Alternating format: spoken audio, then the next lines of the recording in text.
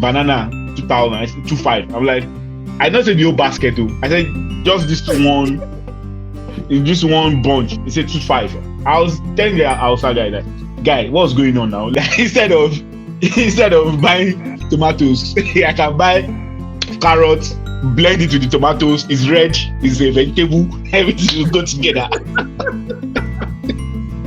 Because if you guys can settle because of $6 is not even, is not, I'm saying dollars intentionally because $6 is not enough to buy tomato and pepper to last only me, a bachelor, for a week. It is not. And he says, and they asked him, what is your formation or what is your plan for your formation for this game? And he said that information is not important, it's to win. Now, as someone who can spot fraud from a mile away, when I hear a statement like that, my issue with Finidi George is the fact that he's always arrogantly defending his decisions, his actions, and always trying to tell us that he knows what he's doing. There are different types of things. He talks like someone to come and be telling me now that because someone scores goals. 10 is behind the striker, 8 is in central midfield, 6 is deep line play, the holding midfield that we call for in this part of the world. He scored 6. He was not telling me that I can use carrots to supplement it. that instead of buying tomatoes, I can buy carrots, blend it with the tomatoes. It's red, it's a vegetable, everything will go together. Oh my god. Guy, it's not funny. I was not looking at the guy. Is this guy mocking me? That's why I come Twitter. Polish, how did you come during that strike last week Monday? So we have a luckily for us, there's a gen in front of the house, but it was not working because nobody has used it for more than a year or so. So I went to look for a generator repairer to come and check it. So I first paid almost 13,000 or 15,000 working. There was no now fuel. The place I buy for a total, they did not have fuel again. So after fixing gen, I was not looking for fuel to buy. I eventually got 5 liters to buy. That day, if you know when they say serious prayer, please they should call off strike. When that what's called that smiley that says middle class with Gusele Imeji complaining about NLC strike, it does not affect me in terms of Gucci, but in terms of my work because I didn't like. Well, now I'm prepared. If they want to go 1 week. From next week, I'll be prepared for them. I support them. Generator is on standby, fuel, everything on standby. The generator is working now. And I bought some fuel. So tomorrow morning. I don't think I ever heard you talk about generator before. Because since I moved to this place like 4 years now, I've not needed a gen. I've not used the gen, I've not bought a gen, I've not needed a gen. I think the funny part is at some point, like some people were lamenting and they were saying, why did you off flight? Why didn't you know off flights? Blah blah blah, all those things. And some people were like, which you have to consider. The only way to get the government to respond to you is okay. Are we recording? Yes. Okay. The only way to get the government to respond to you sometimes is to grind the country to a halt, whereby airports, this thing. I'm all for putting off national grid and putting off lights, as long as you are putting off light of Aso Rock too, and everybody's affected. Like airports, like the economy, stock market, and all those things, like something that will draw the government's attention to you. But how about for those people that will go ahead and say, no, you shouldn't be putting off lights.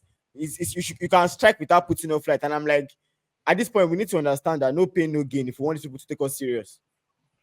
Yeah, I feel like if we want to get the desired result, we need to be willing to take whatever route possible. We need to be willing to take whatever sacrifice and face whatever consequence that comes with these actions. Because though the offering of the national grid might be detrimental to the citizens they are fighting for, but at the same time, it also drives the point home. The federal government will tell you how much they lost due to the airport, to the seaport, and every other thing that was locked down during that particular period of time. But the most annoying part for me, or the irritating part for me, is the fact that you guys were negotiating a 60,000 naira minimum wage, and the proposed deal that got you to settle is now 70,000. And I'm like, 10,000 is less than $6. Or am I getting something wrong? Is $6 enough level of compromise for whatever it is that the NLC was trying to fight for? For me, I don't think it is enough compromise. I feel like whatever is worth doing at all is worth doing well and should be done to the latter. There's a lot of conspiracy theory about the fact that the leadership in LLC are guys that have been bought and paid and all of that. But with stuff like this, with conclusions like this, it becomes almost irrefutable. You can't argue the fact that these guys have been bought. Because if you guys can settle because of $6, $6 is not, I'm saying dollars intentionally because $6 is not enough to buy tomato and pepper to last only me, a bachelor, for a week. It is not. Like, the last time I was in the market, I needed 1,000 naira tomatoes. And the whole thing that was inside the line was not more than 6 pieces, like just 6 minute pieces like this. And I'm like, okay, so what is the extra $6 you guys fought for? What is it for? I feel like the consequence or the repercussion of whatever it is that is happening now, the $6 will not annul that. There's hyperinflation, and if one of the major points that the NLC is driving is inflation, I think they should have stuck to that 100,000 naira. For me, I feel that's like the fair benchmark at present inflation rate. In the papers, they will tell you 25%, but we all know the inflation rate in Nigeria is more than that. There was a time that the CBN governor was even claiming that it's at 11%. And I'm like, Oga, have you ever gone to the market to buy chicken? Kule, what is the next step now? Like, we've seen the strike and everything, and it seems like we're hearing rumors of settling for 60,000, 66,000, 61,000, 70, 69, and you're there wondering, the plan was to ask for above 100,000. How did we get here? Yeah, I think it was one thing that was obvious, that the government was always going to lowball NLC and TS to an extent. No matter what the amount was going to be, because when they started saying stuff like over 60,000, you were like, these people can say 60,500, based on how the government acts. And they are not even agreed on that one. State governments are like, we can't pay that one here too. Like, we don't have the money for that. Blah blah blah. I think what's going to happen now is that there's a chance NLC goes back to striking, maybe this week, or maybe at least just on June 12, because they did mention that if this agreement is not favorable to them, they will go back to the streets. And I think the one thing that we probably have for the NLC at the current stage, that a lot of this movement so far now is moving beyond those NLC leaders. Even the rank and file people are partly like mobilizing largely beyond those leaders, which is why it was harder for them to be bought off on Monday or so. Because which is why they got coordinations for people in the east, people in the north to do that. So there is a possibility that this week, if not tomorrow, sometime this week, maybe even June 12th itself, they might resume striking, especially if they don't settle on an agreement. Because let's be honest, they shouldn't have stopped in the first place, because the moment you lose momentum on the streets, it's hard to gain it back immediately. Polish, before we move on from this, I heard now that they are seated in the Senate and they are trying to find ways to ensure that it's impossible for any protesting body or any governing body to protest and shut down airports and shut down national grid. And I'm like, just tell us that we're running a military regime, then everybody will be fine. They need to tell you before you know that. I don't understand. You I know that already. I just wanted to tell us. you witnessed 2020, right? And you Of know course, that the parties at play or that orchestrated or that were in charge of what happened in October 2020. They're still the one in charge of the government. So there's nothing. So I had a conversation with some family members, and obviously the usual optimism and the usual Nigeria might die. And I told them that, see, there's planning and there's things you see happening that will tell you that, okay, yes, Nigeria might die. You cannot say you want to win a game, a football game, and then you went to the club and you drank all night, all the 11 players, and then you say, we believe in God that we win this game. Meanwhile, the other team was prepared. Yes, even if you have the better squad, if you behave like that, there's a chance that you will not win the game. So that's how I explained that everything around this administration, everything around this government has shown that they have no idea of what they are doing.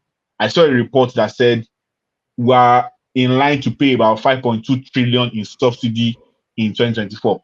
And I'm like, but they told us that they remove subsidy and that's why they increase the price of fuel to like 3 times the price. Or are they saying that, so which subsidy are they paying? And meanwhile, they refuse to subsidize education, they refuse to subsidize what's it called? Electricity. They refuse to subsidize everything, but you claim that you're subsidizing petrol, you're no longer subsidizing petrol, and you're paying. The report is that they are going to pay 5.something trillion this year or something. So at this point, conversation around the competency, legitimacy, validity, or trust in this administration, I think it's a futile effort. I think at this point, we should just. The only thing that I have against NLC is that they did not mobilize for others. What do I mean by that? The mobilization and the conversation or the striking should have come when they remove subsidy on education, because all your children, most of you, except for the corrupt ones among you, most of your children will go to Nigerian universities. Most of your children will consume Nigerian education. And when they remove the the subsidy on education, the price of university education, especially in federal universities, went up from maybe 40,000-30,000 to maybe 200,000. The students were trying to do some strike on their own, but there was no support. Nobody supported them. NLC did not support them. Nobody came out to talk on their behalf. The same thing with when the subsidy was removed. We did not have full information. And then when reports came out that this country is still paying subsidy, no conversation around that. Pengassi did not come out. NIPEC did not come out to come and validate or ask for clarification. NLC did not charge the government to ask for clarification. So it feels like it's just weird. I understand the need for this, because I went out today. I wanted to get some. I said, let me get some fruits against tomorrow. That I want to eat the Kinecon. By the time they slammed me the price for fruit and healthy living, when they slam me the price for fruit and healthy living, I just told myself, at this point, me is the best way to go, because I was like, okay, I want to buy this banana 2,000, I said 2,500. I'm like, I don't say the whole basket too. I said just this one, in this one bunch. He said 2,500. I was telling the outside guy that, guy, what's going on now? Like, you are my guy. We have known ourselves from a while back. Do me better. He say Alga, agree. So I can imagine tomatoes 4%. Like, I can imagine how people are feeding. So I understand the need to fight for this minimum wage, but it's not as if the minimum wage is going to affect people working, in some private sectors, people doing their personal business who barely can afford anything anyways at this point. So we'll support them. We'll see what the conclusion to whatever they're trying to do. But so I think one thing we are forgetting that is not this strike was not just minimum wage, it was also electricity tariff, which is part of the reasons why the national grid and stuff was shut down, which is another thing that makes the overall conversation about why are you shutting down national grid, why are you not trying to distract, why are you not trying to help us, which is why I made that entire thing completely stupid, because it's not just that Nigerians were they shut down national grid, it was that national grid workers stopped working. Like, it's basically, if you don't pay me at work, I won't work. So if that happens, you can't come and say, why is this guy shutting down his office? Like, waiting, I'm not working now because I'm not getting paid. That was basically what happened. For the students protests and the fuel protests, especially from last year, I think it also speaks to the fact that between last year and now, a lot has changed inside those organizations like Labor Congress and Trade Union Congress. That's why I said like now the rank and file members, even those ones below, the ones that people don't know about, they are also fighting for their right beyond those leaders because they know that if the leaders get inside a hotel room with ministers and the rest, they don't go. I think now they're realizing that okay, something has to be different. I think the only thing now is that that kind of mentality has to translate to other organizations like Pengasan and Nupeng and the even transport workers. Because to an extent, transport workers also did so last week because railways were shut down. So I feel like no matter what happened last week, it was the start of something. Because there was no because let's not kid ourselves. The way Nigeria is right now, we are kind of in a famine.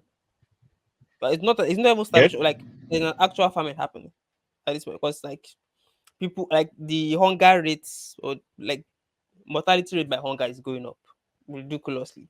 So, and the thing is that when people are hungry, when people are hungry, stuff get destabilized because I will not listen to any morality again. I'm hungry. Like, what is my other option?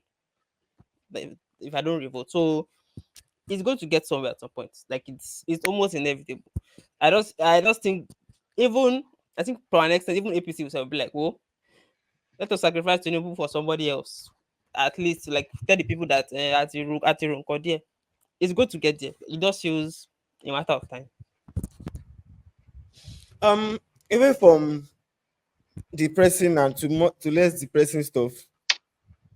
Before I even go to the Euros, Bullish, I was seeing your tweet about Nigeria's game, and at some point I was wondering what is provoking Bullish to anger like this regarding Finidi and the new national team. Like, why you so angry about who is on the field and who is not on the field? Did Finidi George suddenly disappoint you in his first game? No, so the thing there is, I barely have any idea of Finidi's philosophy or his competence. So I was going to the game with maybe some ignorance and naivety. And after the game, I saw a quote that probably described what happened in that game. The quote was from Finidi, and he says, and they asked him, "What is your formation or what is your plan for your formation for this game?" And he said that the formation is not important; it's to win. Now, as someone who can spot fraud from a mile away, when I hear a statement like that, all the alarm bells in my brain start ding, ding, ding, ding, ding, ding, because I'm like, oh, this guy is going to go and do vibes and inshallah in training session. He's going to go and do, hey boys, let's go. No, because how you tell me that there is no need for formation, is just to get the win. How will you get the win if you are not set up properly? And it looked like he was trying too much to, how will I put it, make sure he put his imprint on the game in terms of, oh, I don't want to use maybe all the guys Pedro used or something like that. I didn't understand. And the last time you want to be doing stuff like this is not in a World Cup qualifier. I didn't know. So, because Nigeria has disappointed us so much, so we don't follow Nigerian football as much as we used to. And I checked that I said, like, we played 3 games already and we are in 5th position. Yes, we've done all 3. And I'm like, this game was so annoying because South Africa could have scored 3 goals in the first half. And it was just because of the setup. It was nothing else, just setup. Why is Kelechi still starting for Nigeria at this point? Why is Kelechi not a ceremonial player playing from the bench? He cannot run. He cannot track back. I saw like in the first half, like 3 to 4 straight possessions, and he lost the ball or he overcrossed the ball. 3 straight possessions. I was like, I was getting so angry at some point. I was like, wait, it's Nigeria. Why are you getting angry? But I'm like, this thing is very annoying because we literally have people that can do what he's doing. And I'm looking at Trustekong did not play. I'm like, why is Trustekong, who we saw at the last tournament, who was one of our best players in the last tournament, why is he not playing in this game? Is he injured? What's the problem? I heard there's something going on back and forth between him and Finidi. I said, how can Finidi get the job? And you have not even used that many weeks and you're already having trouble with some players. Like, what is going on? Abokachi, that is the assistant, coach. He was not in Uyo. I'm like, wait, didn't you know that he's the assistant coach, or did he get remember that he's the one coaching? Like I see, it's very, very, very, very disheartening. And the lucky part or the optimistic part is that all the other people in our group too, same pay, all of them, same pay. All of them that win, all of them are drawing. There's nobody that has 6 points among all of them. So there's a possibility to still catch them if we get our hearts together. Because I don't know why Onachu is the number one, is not striking for us. I don't understand it. That was the worst, but like, see, the past 2 years, you have been like, one thing Nigeria has with strikers, they're The striker, you know, what you can start with the worst one. Like, it's the one person, like, that the one striker that was not good, that was the one you picked. As in, you now started with Iheanacho and Onachu up front. How do you want to do anything up front? And see, sir.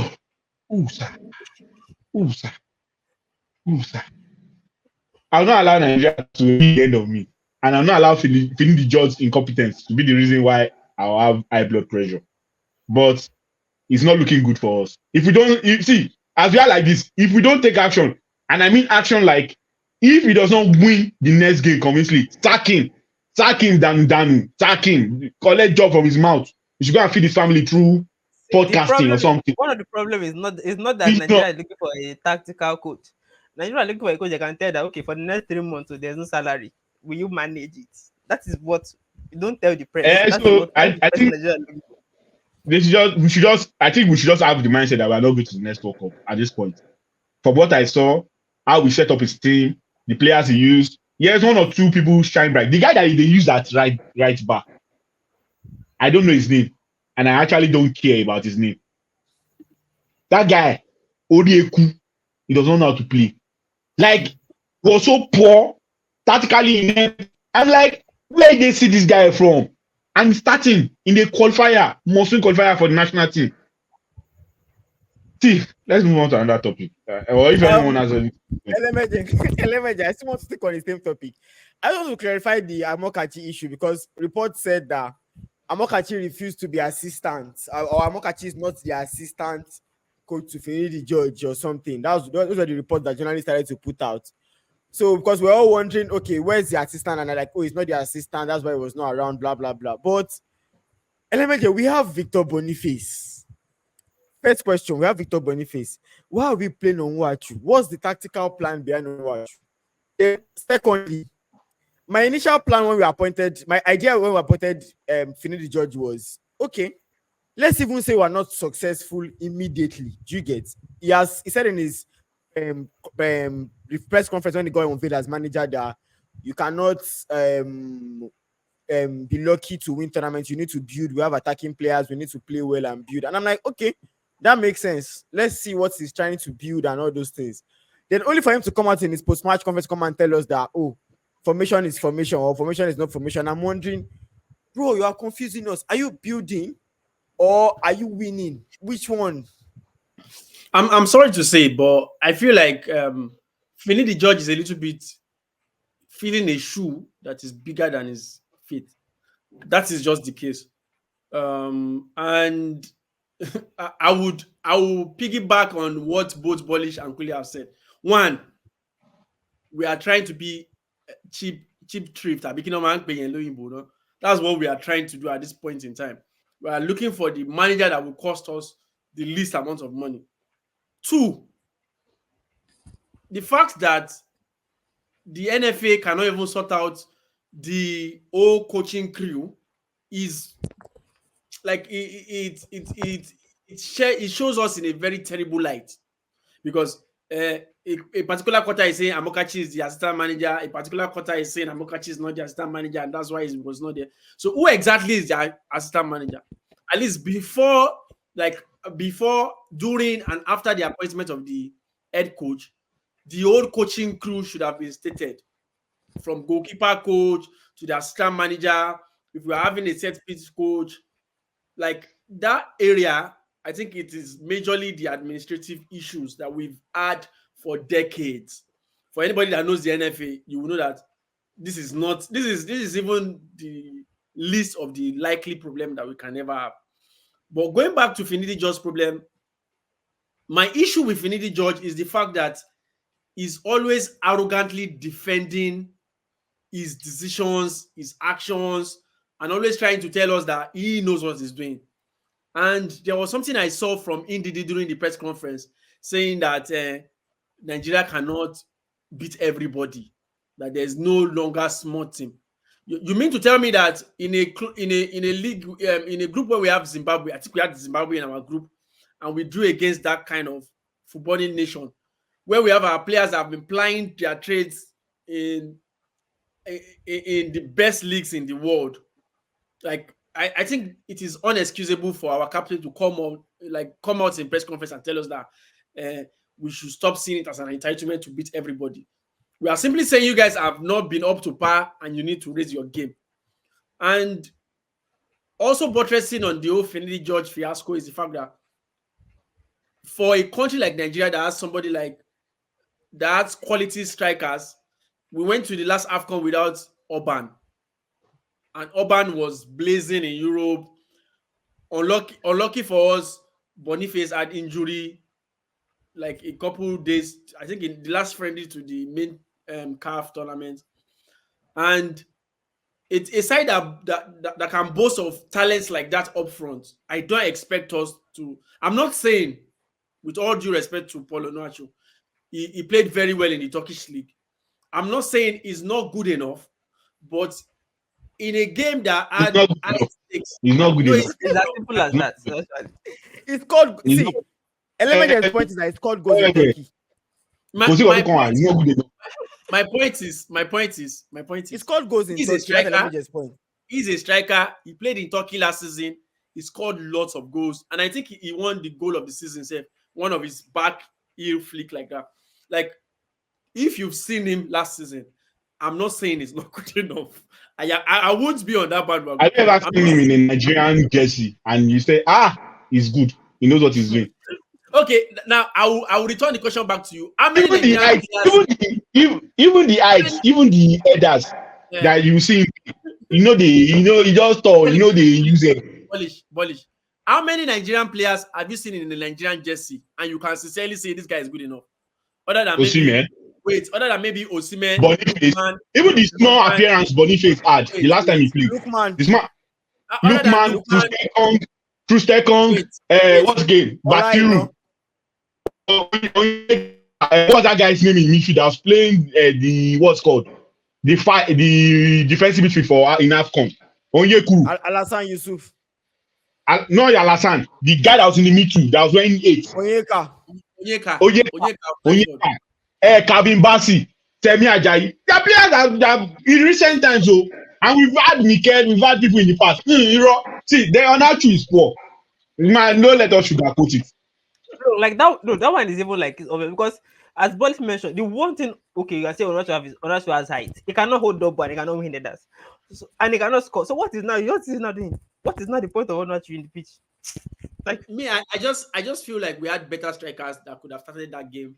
And I've been saying it for this journalist in Germany, this Nigerian journalist that is getting Okatuba. We fought on Twitter because of something similar to this.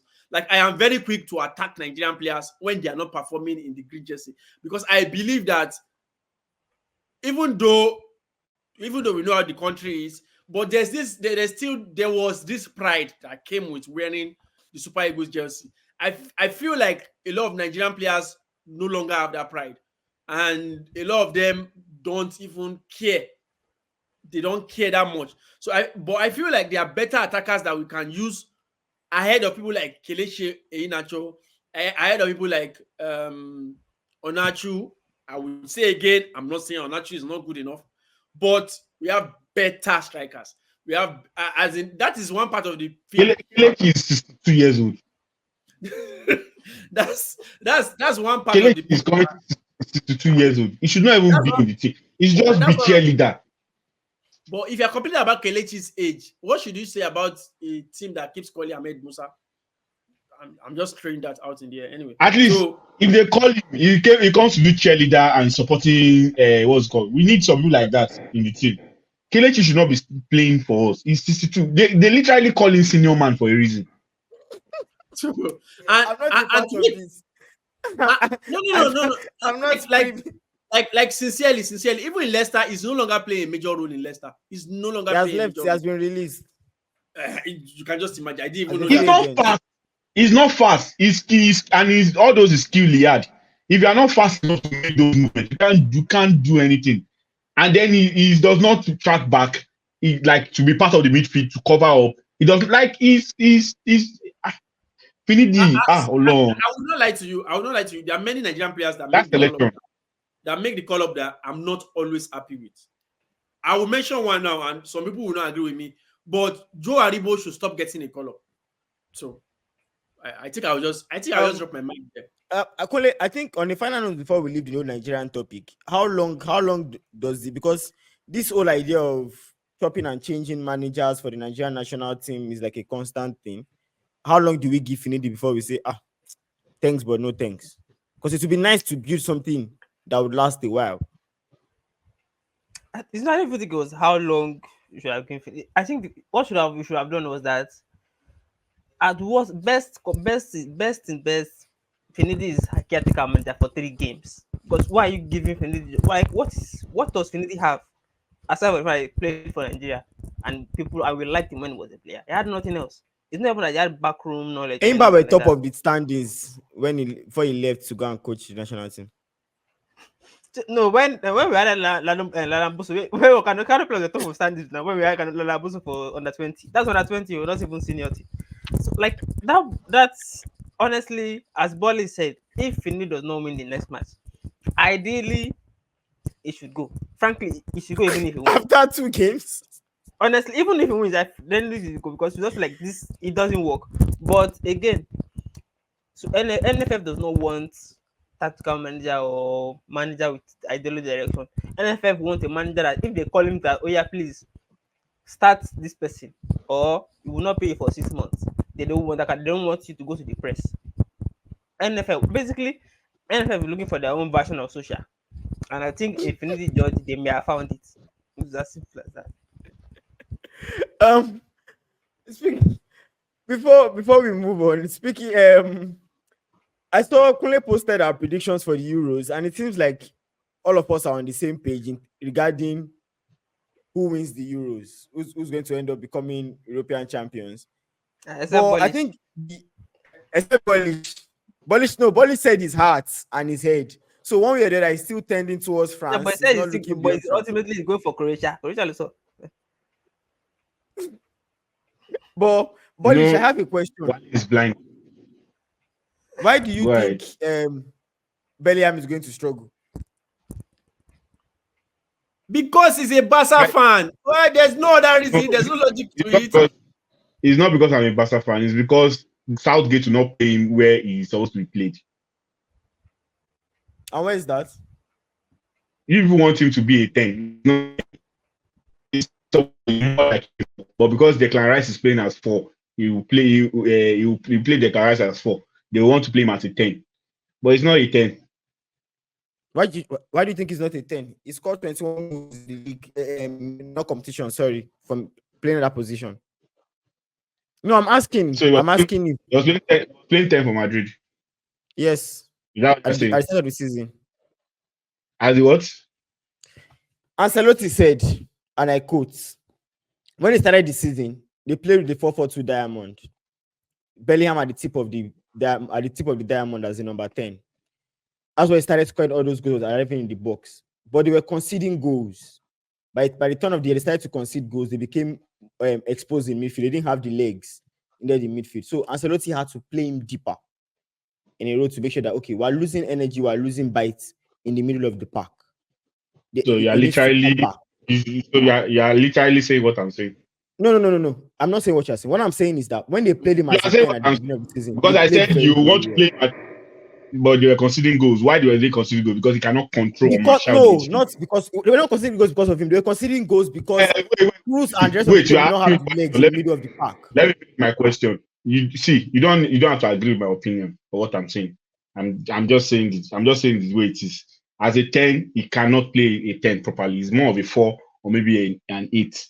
If you play him as a 10 to play the calm midfield, control the pace of the game, do all this. He can't do it, and that's where England will likely play, and he will struggle there. But I don't think their coach has the quick wit or has the thinking capacity of Ancelotti to make the changes that he needs to make on the fly. So that's my answer. And I'm trying to tell you that Ancelotti didn't make that change because of Bellingham. Made it because of the team. That's my argument here. You want Ancelotti to come out and tell you that player me position.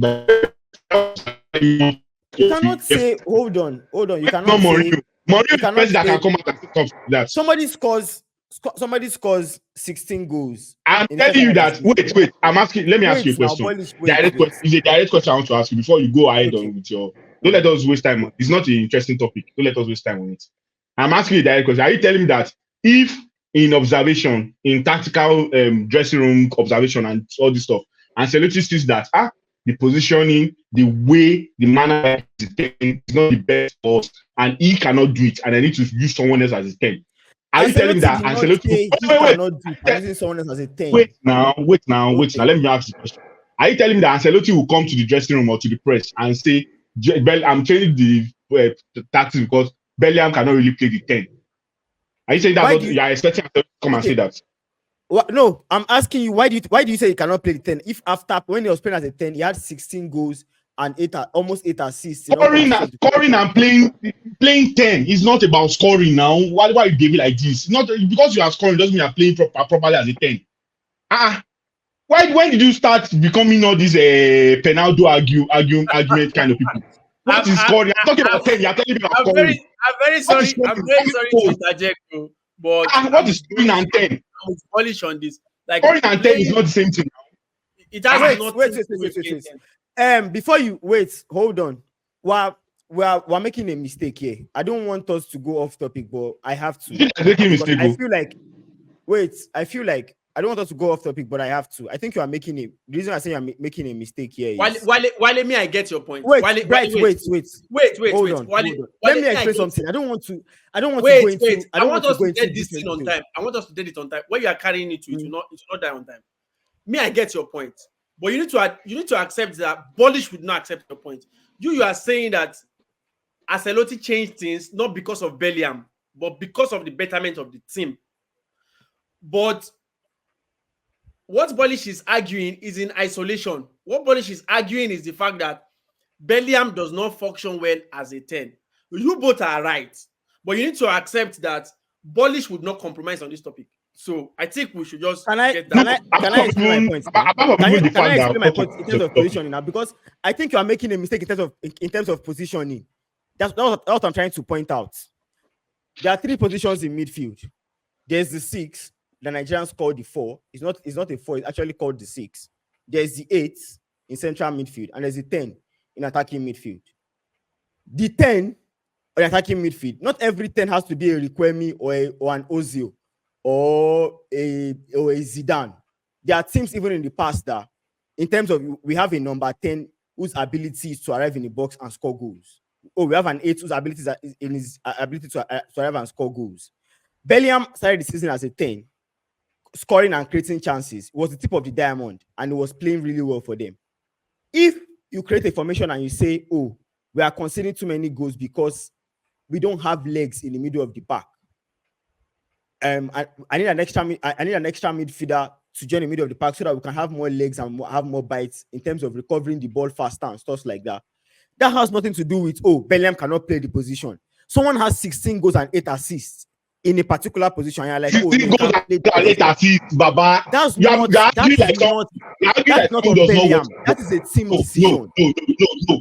See, we need to come to a kind of understanding and understand that the fact that football has evolved over time. Do you agree that the way formations were set up, the way teams were set up, is not the same way? This team, the way Pep, Mourinho, this person said, everybody set up that team in different ways. There are teams set up based on how the players play. What do I mean by that? If you have a player that is like Lampard, that you know that outside the edge of the box, inside the box, whatever, he is very, very efficient. You have to create your formation in such a way that Lampard will have opportunities to go to the edge of the box, to go into the box, to take advantage of those opportunities. But anytime Lampard goes into the edge of the box, into the middle of the box, you have to have a formation that will allow other people to cover up or to make do or to kind of cover space that Lampard is going to play. Lampard is in the start of the game, Lampard will be positioned as a midfielder. But when the game starts, based on what is going on in the game and how Lampard plays, you can always put in someone that, oh, this guy is actually a 5 or is actually a left back. But when the game starts, because of the way we are playing, we grab this guy to centre back. One of the centre backs will push forward. There are different things that happen in the middle of the game. I'm not talking about that. That happens. I'm saying, if regardless of how you have set up your team, someone has to be responsible for playing the 10. Whether you have decided at the beginning of the game that this guy is the 10 or not, if due to formation, due to where the game is being flowing, the game is flowing, someone else is drifting from another position. Oh, this game, their left back is very weak. Guy, someone that is playing right back, someone that is playing right wing, it goes to the other side, just like take advantage. Someone has to play that wing. So I'm saying Bellingham, my conversation is around Ancelotti, Dybala, that's not my Bellingham as a 10. Except our idea of what a 10 is different. Bellingham as a 10 cannot play the 10 the way he should play the 10, especially the way a team like England will need the 10. And they want to play, that's my argument. And England want to play him as a 10, and he will not function well as a 10. As if you say he's one of the best 10 in the world because he scored 16 goals, that's the one I will not agree with. Because playing 10 is not about scoring goals, it's about controlling the pace of the game, controlling how the game is moving. I'm sorry. Playing 10 is not about controlling the game. There are different types of 10. When Milan played with, listen. When Milan played with 4-4-2 under Ancelotti and it was Diamond, Kaka was the 10, Pello was the 6, Gattuso on the right, Seedorf on the left. Did Kaka play 7 sometimes? Did Kaka play 7 sometimes? Did Kaka play 7 sometimes? Did Kaka play 7 sometimes? Kaka was the 10. Listen to what I'm saying. I'm not sometimes. Don't play 7. Ancelotti's AC Milan played with one formation. They were 4-4-2 Diamond. Kaka was the 10 when there are a lot of games where Kaka was 7. You can't just say a blanket statement that Kaka was the 10 when we have met many games that we saw that Kaka played as a 7. Kaka did not play many games as a 7. That's not true. Or as the 8. Kaka did not play as 8. They didn't even play with wingers. Why would Kaka play 7? Why would Kaka play 7? When they didn't even play at wingers? I'm trying to explain to you that they have our ideology of what a 10 is probably different. Probably need to call a masterclass of what a 10 is. I'm saying that the job of a 10 is to control the game, and I'm telling you, no, it depends on the kind of team you have. Ancelotti's Milan it was 4-4-2 Diamond. Pello was the 6, Gattuso and Seedorf as the 8, Kaka as the 10. It was Pello's job to dictate and control the tempo of the game. That was Pello's job, unless you didn't watch him play. Unless you do not understand kind of player he was. That was Pello's job as the 6, as a deep line player. It was the one that dictated and controlled the tempo of the game. Kaka's job was more of the attacking thought. The final passes in the final third, in terms of going past people and getting goals, that was Kaka as the 10. So your job as saying, as a 10, your job is to control the game. No, it depends on the kind of players you have. Kaka did not play 8. Kaka did not play 7. Say you will let me finish before you interrupt me. Baba, this topic, because we are fundamentally disagreed on the foundation of what a 10 is. Your opinion is the only way. Let's move forward. See, we are not talking about what your idea of 10 is. We are talking about what a traditional 10 is.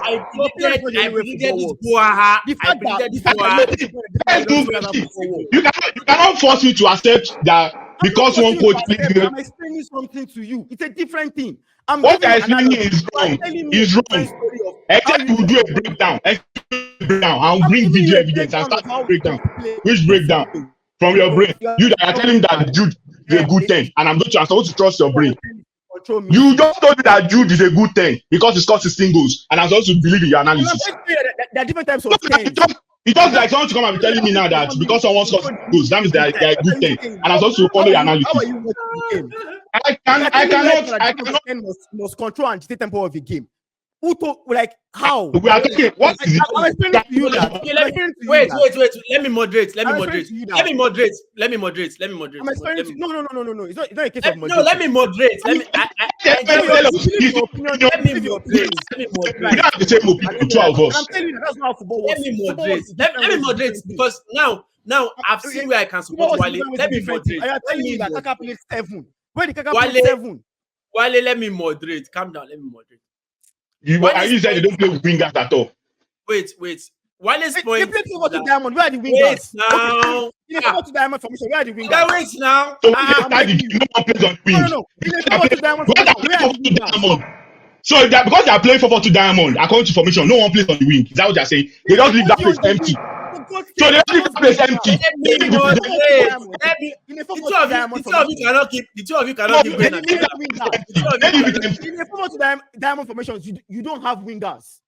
So what happens to that position of the pitch? Does anyone go there?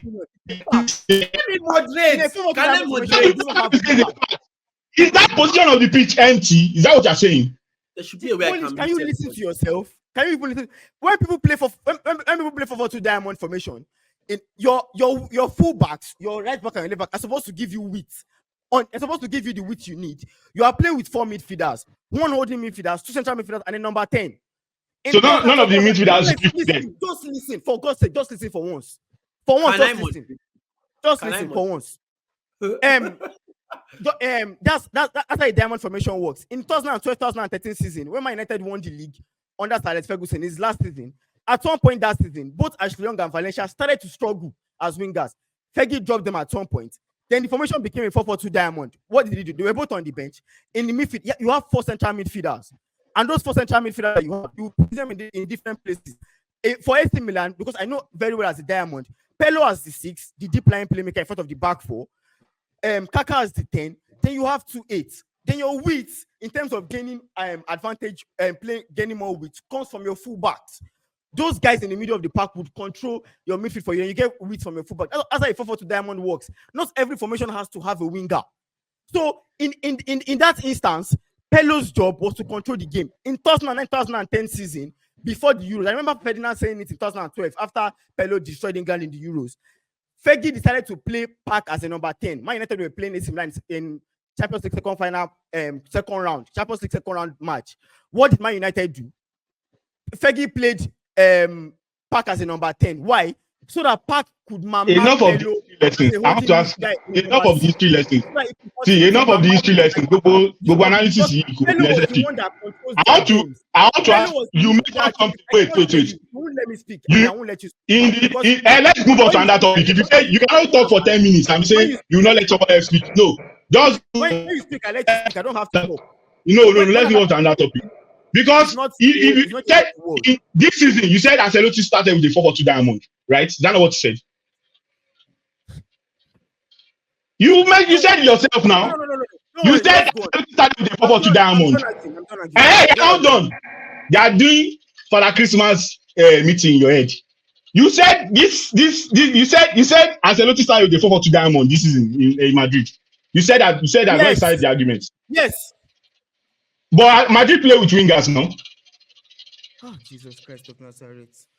No, you said in a 4-4-2 diamond formation, there's no wingers. That your advantage is from your backs. I said. So why do Madrid play with wingers? Can you see that? You are a master of contradicting yourself.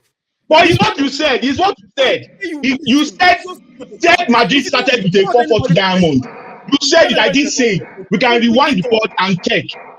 No. If you don't want anybody, say it. Who asked me question? You asked me question. I gave my opinion. I started. Who asked you question? Who asked you question? You asked me question. I gave my answer. I said I should not bring it up. Bring up what? No, you brought up Madrid and you're asking that. Moderator, you are getting emotional. You're supposed to be the moderator and the host, but you are getting emotional on this topic. Nobody's getting emotional. It's not a one-way street. You are. I asked a simple question. As you said, you opened your mouth and said, okay, I'm asking a simple question. You opened your mouth and said, Madrid started this thing with a 4-4-2 formation. Something about Madrid. Would you let me speak or not? Would you at least let me speak? Will you answer the question? I don't want historical dribbling. I don't want a Rogbodinho of ancestors. It's a simple question. You mentioned Real Madrid. Would you let me speak about Real Madrid or not? No, I didn't just mention the specific thing you said at the beginning of this argument. You said Ancelotti played the 4-4-2 diamond in Madrid. Do Madrid play with wingers? Because your whole diatribe and your whole breakdown is that AC Milan, because they were playing 4-4-2 diamond, is this, is that, is 8, is that. The fullback were the one playing the wing position. Okay, I'm not arguing. You are the master of Syria. No, wait. This season, Ancelotti, you yourself said Madrid, Ancelotti said he started the 4-4-2 diamond. We are spending too much time on this. Please let it go. If you cannot, Now you want to let it go because you know that you are incorrect. You get here. You got to saw earlier. No, you faster now. And you let me respond. Then there's no point. You're asking me a question about Ramadan. Respond to the question I asked now. Respond to the question I had. Respond to the point. I just told you, let's move past it. Do you understand? If you feel like every number 10 you have is supposed to dictate tempo of a game, is that how you feel in number 10 show? It's all well and good. Do you get? That's how you see it. Do you understand? That's not how football works. Because even at the best, even at the peak of your own Barcelona team, even at the peak of your own Barcelona team, even the greatest Barcelona team that was the best Barcelona team under Guardiola, we don't have 10, in the middle of the pack, it was 1-6 and 2-8. Xavi controlling tempo. Xavi was not a 10, it was an 8. Detecting tempo. It wasn't a 10. Xavi was not a 10. Xavi was a 10. Xavi was not a 10. Xavi was an 8, not a 10. A 10 is not. So let's move on. We don't have the same foundational basis of what a 10. Xavi was a what? A 10. I'm not talking about someone that is wearing the number 10 jersey. That's what I'm talking about. Maybe I'm mixing it up. Mentioning jersey. What did you say? Xavi was a what? Xavi was a what? Say it again. Xavi was a what? See, let's move on. Let's move on. No. Let's move. Let's put your football knowledge on this. Xavi was a what? I guess our fans can finally know who they should be listening to. Stop listening to some Ajekule football analyst. Please. I told you guys you guys were going to drag this. Please. I told you guys you guys were going to drag this. You guys have dragged this on for over 20 minutes. You said Xavi was a what? Xavi was a 10. Is that what you're saying? Can we move on? It's a simple question. Was Xavi a 10? Yes, when I'll say something or when you say something, you cannot be picking and choosing when. Because you don't understand Xavi was a what? You answer when I ask you a question, you did not answer. You are now trying to get me to answer your question. You said let us move on like 200 times. Let's move on to the next topic. Because now, okay, the NBA finals are upon us with game two happening this evening. I know, some of us have selections and, some of us chose the Celtics, some people chose the Mavs. What do you think about what should we expect from game 2 of the NBA finals? I think game 2 of the NBA finals is very, very critical because a 2-0 advantage to the Celtics would probably give them this comfort and the ease to go and play in a very hostile territory, because I think the Celtics should expect the same hostile reception that the Mavs got. And though people try to talk it down a lot, but if you saw game 1, it was a very integral part of what happened in game 1. Though Celtics stuck to their game plan and they got the desired result. I feel like what will determine the Celtics finally getting their hand on the ring they've been looking forward to for a very long while is sticking to your plan. And I think that has been the recurring theme this season. Teams that don't stick to their plan live to regret it. I feel like the Celtics should just stick to their plan. They are playing good basketball, but the moment they hit the panic button and they start to deviate from their plan, the moment they start to play like the Lakers do in the third quarter, it is over for them. They need to go to Dallas, stick to their plan, and play whatever it is they've come to play. If you lose in Dallas by 2 points in game 3, it is not a bad result. Stick to your plan. Don't deviate from what is working. Game 2, I feel they will take it game 2 easily. and just carry on that momentum, go to Dallas, stick to your plan, and get the game over with. So for me, I think because I obviously want the Celtics to win. I think the difference, or what probably is going to be different in game two, I see Jason Tatum cannot afford to have a timid game. Yes, he played well, but he didn't score enough points. But there will come a time where, especially establish himself as one of the stars on display, because this is a game of stars, the finals. If he cannot start establishing himself from now, it will get to game 3, game 4, and then he might not be able to pick it up as he should. And one thing that the Mavs probably have to adjust to is the Celtics have already seen that, oh, these guys, they like the lob threats. They like the lob threats, and let's play Luka one-on-one. Yes, Luka, you score 30 points, 35 points, but we'll continue to play you one-on-one so that we don't start giving up 30 and 12 assists or 30 and 15 assists. Let's give up 30 and 3 assists, 30 and 5 assists. It's better for us. And the only way Mavs can probably change that is for Kyrie to get going. Because the danger of the Mavs is you have 2 guys who can handle the ball, who can get other people involved. But Kyrie needs to get going. And never be easier or more easy for Kyrie. Yes, he's obviously super talented and he can do everything he wants. But when you have a situation whereby when Drew Holiday is on you, when he gets tired, Derek White is on you. And then Luka, since they didn't make Jalen Brown All-NBA, he's playing like he wants to show everybody that I'm worth the 300 million that I was not giving, and I want to make sure that everybody sees it. So he's playing the way he's defending, especially first. Because the important thing is you have to first of all stop the Mavs on you have to limit their offense and make sure that your defense is top notch. That's how you can get to the level you need to get to, and get the results you need.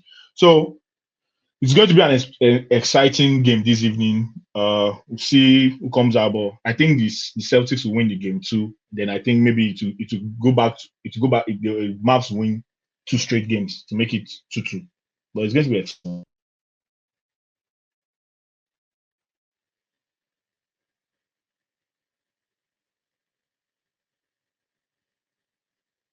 Yeah, I think his network is acting up. Yeah, I think I agree with you, and that's why I'm saying that. That's why I said initially that game 3 looks like the most important, the most crucial game, because if but it's a very crazy sport in the sense that we are all thinking Celtics will win game 2, and something might just go wrong, and Dallas will win game 2, and all of a sudden the panic buttons will be let out. But I feel like that game 3 is almost the most important game, because Celtics cannot, because the way I see it now is Celtics are on the up. Mavs are trying to get there, in the sense that I didn't see enough of Kyrie in game 1. And that was actually Celtics' plan, because the moment they were able to restrict the flow, the way they were able to restrict the flow of the ball within the Mavs team, it kind of slowed Kyrie down, and he wasn't able to get into that zone. So if they can stick to it, win game 2, and try and just stick to the plan. I don't know why I'm saying this, but I feel like sticking to the plan is very important for the Celtics, because if they don't stick to the plan, if anything goes wrong, it's so crazy how momentum will swing in Dallas' favor, and it will seem like Celtics were not the one bossing everybody during the regular season. So I hope, because at this point, I am a neutral fan. I don't care who wins. I'm just going to enjoy. But I just hope, because at this point, it feels like Celtics are overdue for the championship. I don't even think it's about being overdue. It's about working for the championship generally. Because obviously, you have the best roster in the NBA.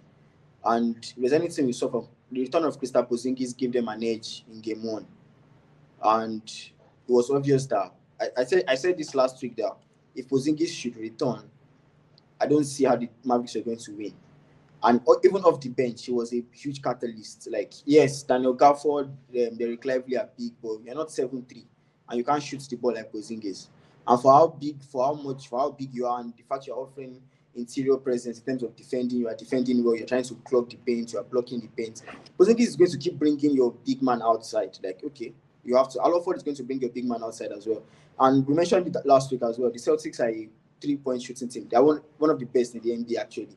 And their coach allows them go. Like, they know how to let it fly.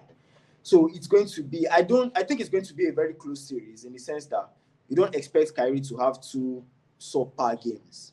You get, at some point, he's a champion, he's a clutch player, he knows how to score points. At some point, you'd expect that Kyrie would show up. For the Celtics, like Melemeche rightly mentioned, it's imperative that you at least win game 2. The last thing you want to do is tie the series 1-1, then give the Mavericks life ahead of game 3 in Dallas, because suddenly it becomes hostile and you've lost home court advantage. Whichever way you look at it, you've lost the home court advantage. So if the Celtics win game 2 tonight, it puts them in good stead to ensure that, okay, we have a chance actually. We have a chance and we don't want to slip up, because we've seen them slip up. We saw them slip up to the Warriors 2 years ago when it looked like, okay, we've taken a 2-1 series lead and Steve Kerr showed his tactical nous and 1 or 2 adjustments. The Celtics were done for, they could not respond. So the Celtics have to make sure that home advantage counts at least tonight. Then whatever happens in Dallas, if you get a game in Dallas, obviously you think that the series is over. But the return of Porzingis here is massive. Like, it's really, really massive. Like, the Dallas Mavericks need to find a way to at least limit. Yes, he's recovering from injury, but you have to find a way to limit him. And I won't be surprised. I actually would not be surprised if Dallas wins tonight, because as much as Doncic is, we know what Luka is going to do. It's about the supporting cast, Kyrie included. If Kyrie turns it up, they have a good chance this night. Gentleman's sweep. Gentleman's sweep is 4-1 now. Gentleman's sweep.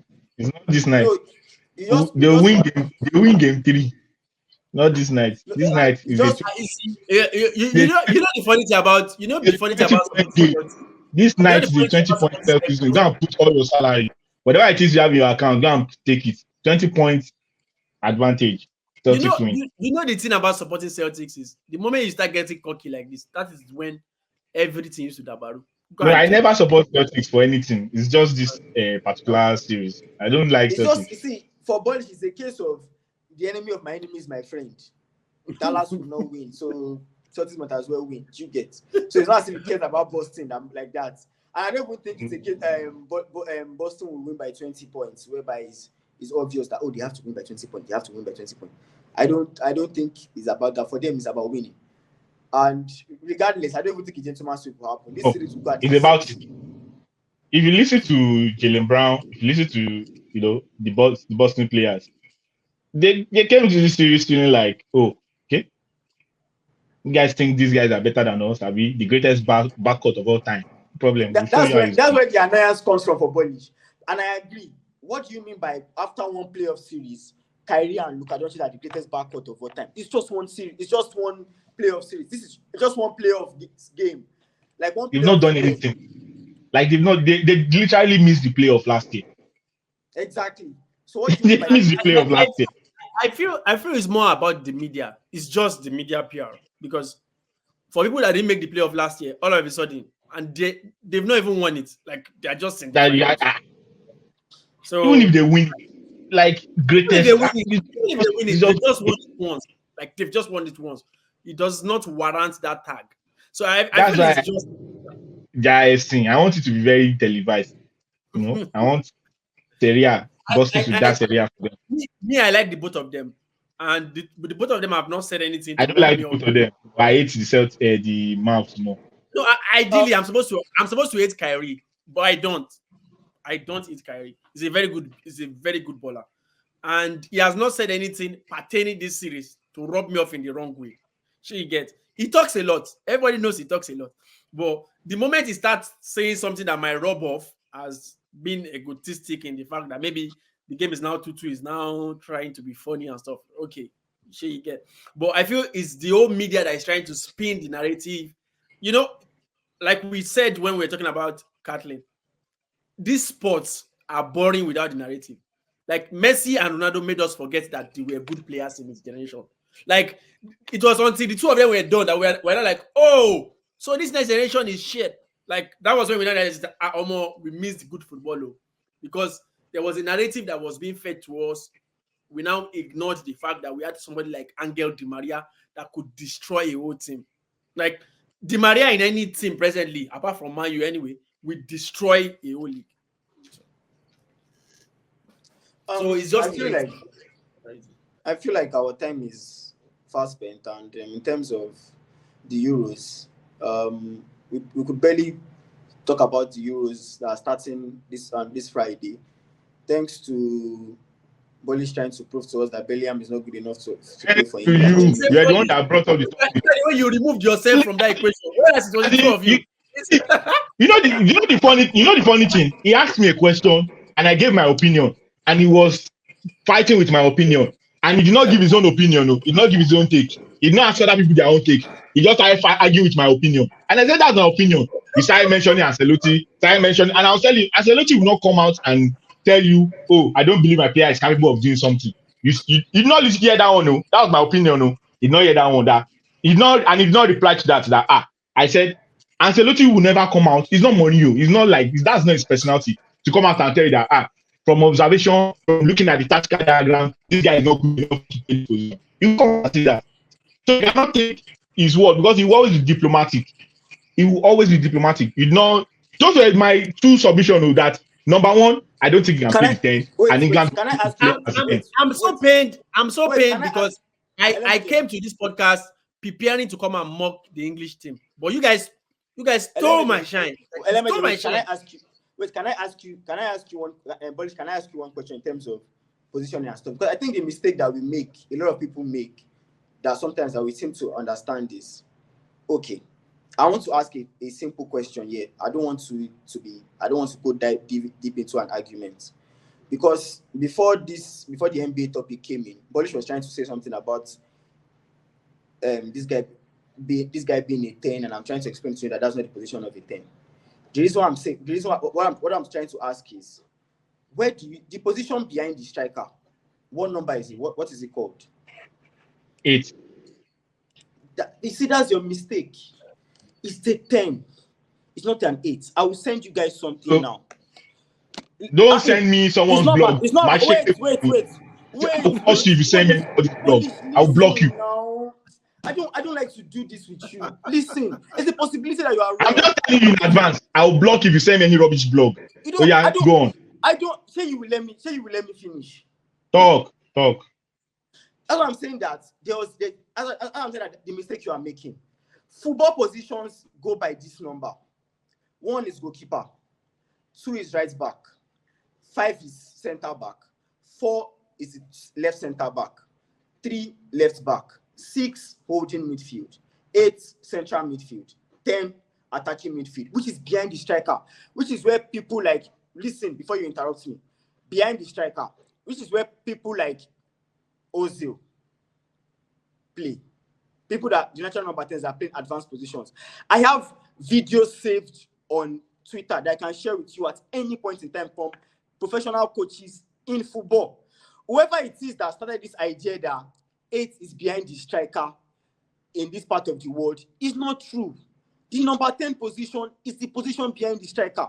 The position where Xavi plays, that I was trying to tell you, is called 8, not 10. 10 is the one that is behind the striker. If you listen to coaches say it every time, they will tell you that. I'll give another example.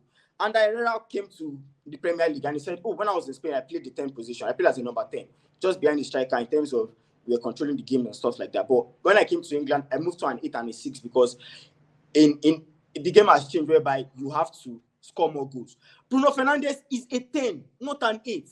The fact that he's putting on 8, that's his position, is a 10. Roberto Martinez, his manager, came on Leo Ferdinand's podcast last week or so.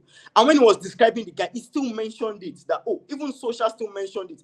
I don't know where this idea came from that 8 is the position behind the striker. That is not 8. The position behind the striker is 10.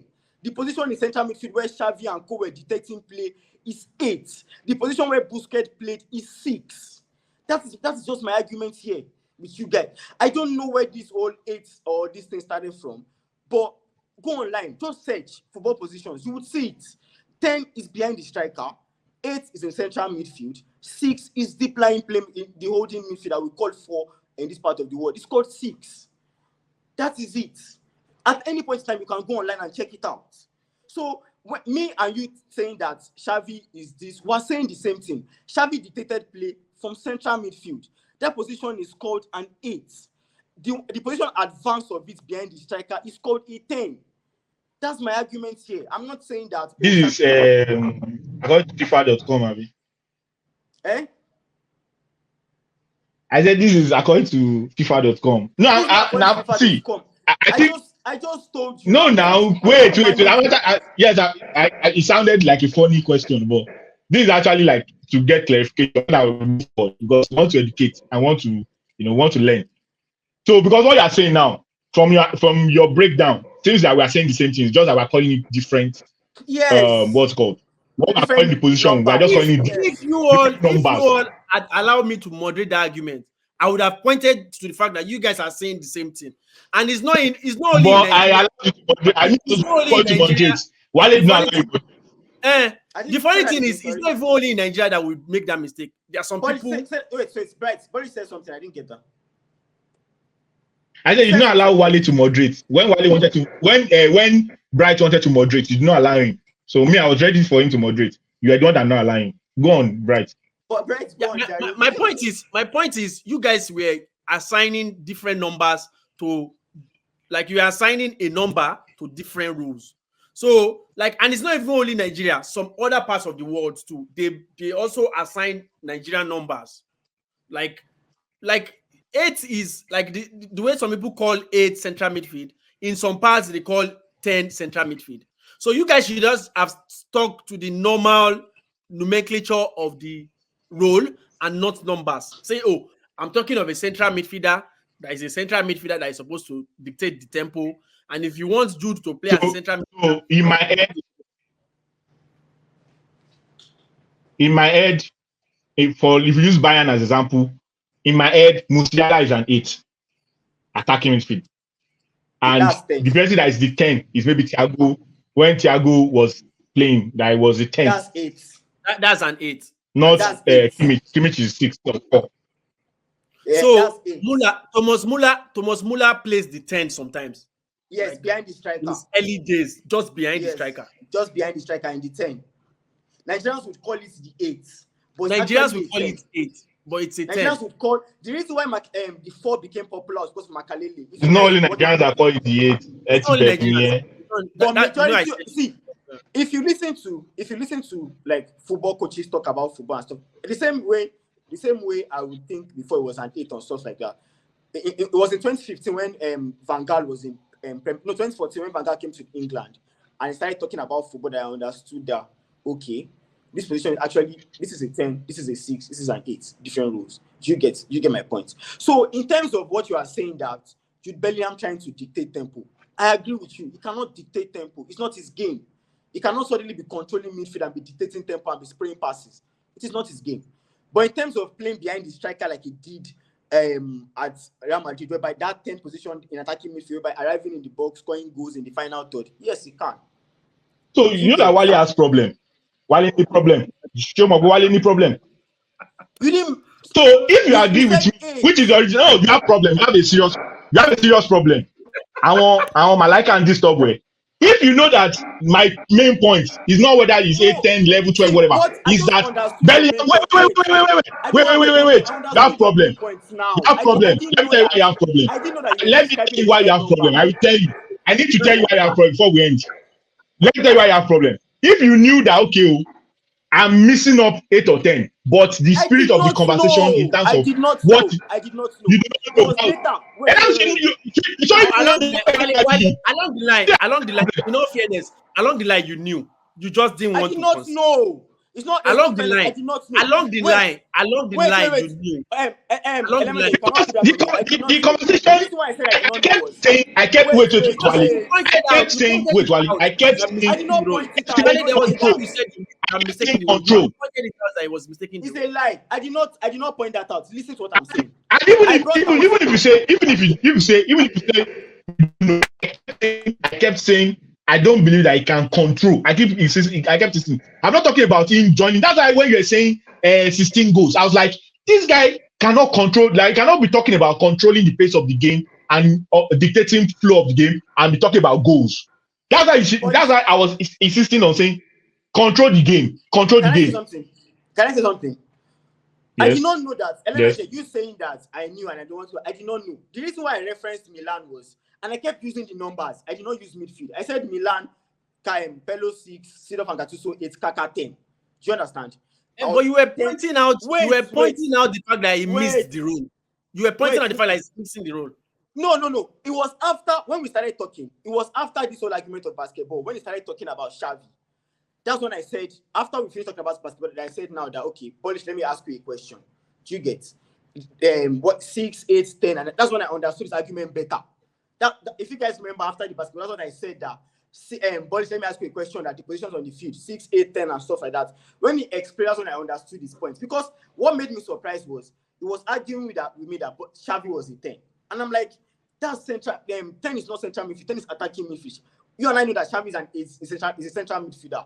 That's when I decided that, okay, let me ask you that question in terms of the numbers. Do you get? I did not know that was his argument at all. If somebody says, if you go on Twitter now, in football Twitter and say, this guy is a 10, blah, blah, blah, and every other thing, people know that 6, 8, 10 is different. Do you get my point? But Bellingham as an 8, trying to dictate tempo or control play cannot work. That was the mistake that happened when we were arguing. If I had understood that what he calls a 10 is what people call the 8, what the world football knows as the 8, I would have said, okay, yes, you are right. He cannot dictate tempo. Do you understand? He cannot dictate tempo. But as a 10, in terms of, and what I wanted to buttress is that, in terms of roles, is that if you watch France in 2006 World Cup, France had 4-2-3-1, Makelele and Vieira and Zidane in midfield. Yeah. They didn't have an 8. They had 2 6s in Makelele and Vieira. Then Zidane, who was playing the 10, was the one dictating tempo. He was a different type of 10. It wasn't directly behind Thierry Henry up front. It was a different type of 10 whereby he had that opportunity to roam around midfield. So it depends on the kind of roles, the way your team is set up. The way that Madrid set up at the beginning of the season was Bellingham in the 10 at the tip of the diamond. Don't dictate. Nobody sent Bellingham to dictate tempo. That's for Cruz to dictate. Enter the box and go and do your thing in the final third. So the mix-up for this whole argument came from the fact that, in terms of roles, I thought he understood that, okay, what they call a 10 is attacking midfield, and he kept insisting that Xavi was a 10. That's why I said, okay, you know what? Let me ask this guy first, because I do not want to believe that after watching Barcelona for more than 20-something years, you thought Xavi was a 10 instead of an actual central midfielder. So I did not know at any point. It's not as if I knew. I was the central midfielder now. So in my head, central midfielder. So the way in my head, the way I position it is CAM and AMF. CAM, central attacking midfielder, AMF, attacking midfielder or supporting striker, which is SS sometimes. That was the best that will stay behind the striker. So that position was one I was calling 8. That's why I was saying Kaka played 8. And I did not say, 10. And I was saying, so that's the mix up in terms of, okay, what we are calling, what me I'm calling 10 is what you are calling 8, what I are calling 8 is what I'm calling 10. I think that's where the mix up. Exactly. So because that was why I had to calm down and ask that, because anybody that watched football with Suarez would not call Xavi playing behind the striker. Xavi that was scanning the midfield in the middle of the park. Like he was scanning the entire field at the middle. So that was I just want to make that clear. Anyway, before we go, LMJ, I feel like it would be unfair. I don't know the result of the Canadian Grand Prix. I don't know what is going on, but I just want to point out the fact that I don't think there's a bigger. But you know who won now? Everybody knows who always wins. Everybody knows who wins. No problem. But I want to point out the fact that I don't think there's a bigger Lewis Hamilton fan in the world than I am. But we saw this weekend. I don't know if you guys saw practice and qualifying, and Mercedes had a very good car. Like they had a very good car on display, and they were doing really well. Like they had a very good car out there. Practice 2, practice 3, qualifying 1, qualifying 2. Russell finished on pole. Hamilton finished 7th. In Q2, he finished 2nd. In Q3, he finished 7th. And at the back of my mind, I'm like, yes, we know that Mercedes have been disappointing this season, but it would be remiss of us not to point out the fact that Hamilton should at least have finished top 2 on Saturday. I think I don't know if you caught my reaction in our pre-pod meeting where I was like, what the heck is happening? I feel like the team is beginning to shift towards Russell intentionally. I wasn't hearing the audio because we were in a meeting, and it wouldn't make sense for me to be listening to the audio. But I would need to go and watch the highlight. But it was seeming like they enforced Hamilton to shift position to Russell. So Russell finished 3rd. Russell finished on podium, whereas Hamilton was the one controlling the race. They made a bad decision on tire, like from just eye test, from what I saw, like just eye test, because it was a bit wet, and they were switching from inter to medium, sometimes to hard. Like the decision didn't make sense to me. Like hard, I think they pitted twice. I'm not sure. Like I said, I wasn't following the race like fully, but I need to go and rewatch it.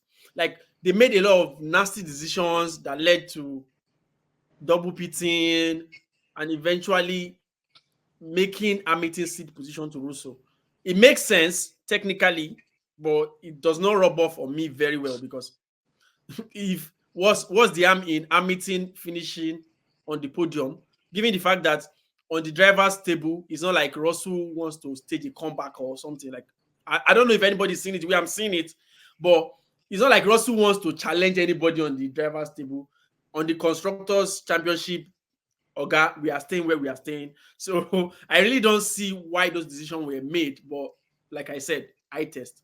I can't say until I hear the audio, until I watch I think Polish mentioned it a few weeks back that Hamilton was going to be sacrificial lamb for Mercedes this year. They're going to focus more on George Russell. So, but I don't think that should come as a surprise to anybody. Because they know you're out of the door. And from the fact, so I've not seen the last 2 seasons of Drive to Survive because I wasn't very interested in watching it. But from one of the snippets I saw, where a driver is telling the engineer that, guys, the door is so heavy, I can hear it dragging. Like I can literally hear it dragging. And they kept arguing with him until maybe weeks down the line, all of them now agree that, oh, true, what you said about the door is actually true. You already know that there's frictions there. And it's one thing to have a good car. It's another thing to have good strategy. Because good strategy most times, if you have cars that are on power, good strategy usually wins. That's what tire are you going in first? How many pit stop are you planning to have? When do you take your pit stop? Is it 30th lap? How much information do you have about your tires? When do you want to switch tires? Stuff like that. So I think from all indication, now this is us being Hamilton fans and trying to make sense out of what is going on. But from all indication, it looks like they've already geared this season to cater to Russell. And it's understandable because how do you explain his performance yesterday? Because after I said Q3, the 3rd qualifying session, I said about Q3 qualifying session. They finished 1-2 Q1, 1-2 Q2. That's Mercedes 1-2, Mercedes 1-2. They've had that pace all weekend long. Then if you remember the Q3, the time was not enough for him to come back. Before I go to the time, I'm coming. At the first run, for every qualifying session, teams do 2 runs. They go twice. So the first run, it was 1-2, Russell, Hamilton. Then, because of how the track is, the track started to get better. It started to get greener. So other teams could pick up pace. Piastri performed better in the second run in Q3 again. Norris performed better. Verstappen performed much better. Yuki Tsunoda performed much better as well. Then Hamilton started to drop from 2nd to 7th. Then, if you are watching the race, his first sector, while everyone was improving, in the second run out, everybody kept improving. If you look at Russell's time too did not get better in the second run out in But Q3. he only Russell's time did not That get it better, was that first, because that first time was good enough, yes, and it was the but same time with he lost- Verstappen's time. Yes, Russell only lost 40 seconds in the second run out in Q3. I think at this point we are nitpicking. No, I'm not nitpicking. Hold on. Those are fine margins. I'm going somewhere. Well, Hamilton fans, I agree. But Russell lost 4,000 of a second in the second run out in the first sector. For Hamilton's final run out today, he had enough time, but he dropped in all three sectors. It was everyone else improved except him and Russell, but he was way off what Russell did in the second run out. That's my point here. There's nothing wrong in pointing out the fact that that was disappointing. But I'm saying that is literally the second lap of a Q3. Like that is not an indication of the overall weekend. And look at how the race went. Hamilton literally was on third before on the last second to the last lap. Russell came back. I don't know if it was team orders or if it was better tires. Russell came back to finish on pole. So what I'm saying is, why I said we are nitpicking here is that we got into this race and Hamilton did not do well. Then we can say, okay, we can start expanding the problem. And mind you, I feel like Hamilton, if you are running behind Alonso, the worst driver you can run behind is Alonso. See, if you start the race, it's better for you to start the race 3 steps behind Alonso or something. But if you start, if me, with the way this race went today, I feel like if Hamilton did not start behind Alonso, if it was maybe in front of Alonso or if let's say we switch Alonso with somebody else, anybody, I don't care who the person is, and Alonso is behind, is not ahead of Hamilton. Hamilton will have finished on pole easily, probably even second, with the way he ran today. But when you are behind Alonso, go and look at all the races, all people that are behind Alonso. I'm not focusing on today actually. I'm focusing on Saturday, just yesterday alone. So what I'm saying is, the reason why I'm mentioning today is that Saturday, Q1, Q2, the Q3, the second lap of the Q3 is such a small sample size to start to make what's it called, inference or decision about the whole outcome or the whole capability of Hamilton in the team. If you want to gauge his capability, or you want to say, oh, is this guy still good enough? Is this guy still top notch, or is he losing his ability to drive? Look at the race. The race is 72 laps. That's why you see that's why Verstappen is he knows how to drive even in bad condition, even if he has a dope car, even strategy, everything's on point. And look at what Hamilton did in the race. So I think if this is the pace that Mercedes is going to keep up with, I think we'll see Hamilton's first win in a long time very soon, because what Hamilton needs is for an opportunity to compete. Yes, that Q3 second lap was a falter, and you could see. I think I personally believe that is a function of the tires that the Mercedes were using, and they were not able to pick up when they needed to in that Q3 second lap. But generally, if the pace of the car that they provided for us this weekend is the same pace they are going to have in the next race, I think we can bank on going forward. We can bank on seeing Hamilton win one of the what's called the Grand Prix. Yeah, I think that's just the best way to describe it. I'm not saying he has lost it. I'm just saying that he made a mistake. He made a huge mistake in that Q3, because sometimes the old Hamilton will know. You see that final lap of that final qualifying is where you understand that God is a Formula One driver. Anyway, I can't even begin to say our time is fast spent. We have overstayed our welcome, and we can at this point we can only run out through the front door. And as the Euros go on, to our viewers and listeners out there, we'll be taking a deep dive. LMJ wants to drag England. Hopefully, they are playing on Sunday next week. The Euros start on Friday. Who knows? Maybe as we are recording this, LMJ will get his wish, and the Serbians are doing justice to them. Or who knows? Bellingham might turn up and give Bolly some headache. We never can tell how these things work, but it is what it is. Anyway, you give his father headache.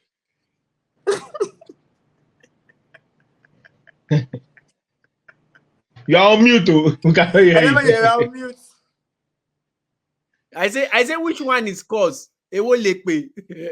And so why no, it's one aside now. What's my own? Don't concern me with headache.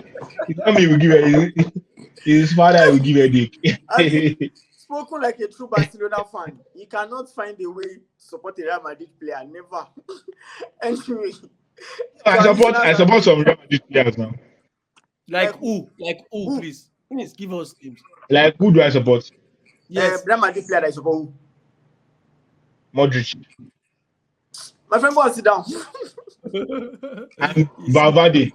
Fede Valverde is actually my best. He's actually my best Real Madrid player currently. Fede Valverde. I don't support, but I like that. I like the way they play. Let me just use that word. Maybe not support. Support is a very strong word. But when I see Vinicius come. You should know that he has the last testing bullish we ever support in this life.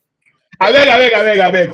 Big match. And that one that in 3 years' time, if you just have one small injury and you cannot run the way he's running, what's it done? Well, let's move on. Like a true hater. To our listeners, 20 goals Ballon d'Or, 20 goals and 3 assists Ballon d'Or. I beg. The other players now, when did they collect this Ballon d'Or? Where were the others? Right. Messi and Ronaldo have spoiled us completely. They spoiled us completely. Bro. Like 60, 50, 60, 90. Mbappe will win the Ballon d'Or. Which year? This year now, he will win Euros and win Ballon d'Or. Like okay. Yeah. Go tell me why. Messi will go and score 15 goals in Copa America. Team what? What? Every 2 seconds tweet. I'm a tweeting here. We circulate the airwaves. We'll end this soon, all of you. If you want to be like this, 9 Ballon d'Or. Messi, what? Who have a PR? Who is that enjoy all the PR that Ronaldo is doing? We take it back. Who PR? And it's soon. By the time the our time come, when the coaches vote, the coaches say, in my spirit, it's Messi. People think it's play. Just wait. Let Messi just turn up. It's just score like 8, 9 goals, 10 goals in the Copa America, and she win it. You will see what will go on. I said this last week. He doesn't even need to score goals. He just allow Argentina win it first. You will see the PR that will follow LMG. Just allow Argentina win it. I love the fact that finally they are beginning to admit the fact that admit what? Like this guy does not need to be the best. He just needs to play well. Yeah, but he has always been the best now. What is on? He has not always been the best. Forget. Yeah, I understand you are trying to be prolific, a professor, but he has always been the best. No worry. I know say you have a way with words. You are very loquacious, eloquent speaker. But we know he has always been the best. See, I was telling people, I was seeing one and I was like telling people, this is why I used to get angry when people used to argue Ronaldo Messi. I was like, but I now discovered that a lot of people were not watching because me as a fan, I was watching all our games every minute, every day, stuff like that. So what I was seeing is not what other people were seeing. So people just see highlights, see the records, see the stats, but it was not even close. But oh please, it was close. I'm going. It was close. Messi was not close. Messi was good, but it was close. I beg, get it back. It was not close.